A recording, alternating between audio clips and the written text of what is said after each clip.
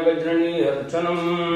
ओम जय भगवती देवी नमो वरदे जय पाप विनाशिनी बहुफलदे जय शुंभनि शुंभ कपालधरे प्रणमामि तुझे विनाराति हरे अर्चयामि।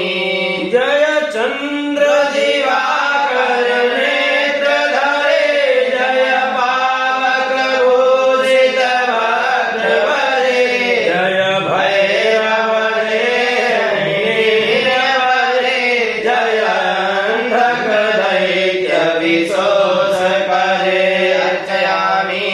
जय महिष विमर्दिनि शूलकरे जय लोक समस्तक पाप हरे जय देवी पितामह विष्णुदे जय भास्कर शक्ति शिरोमणिदे अर्चयामि। जय सन्मुख सायुधै जनुदे जय सागर गामिनी शंभुनुदे जय दुख दरिद्र विनाश करे जय पुत्र कलत्र विवृद्धि करे अर्चयामि।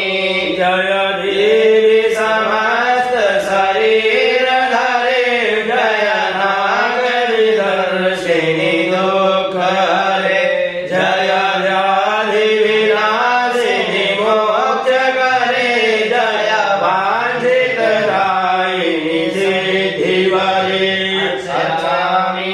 एतद्व्यासकृतं स्तोत्रं ये पठे नियतये गृहे वा शुद्धभावेन प्रीता भगवते सदा अर्चयामि।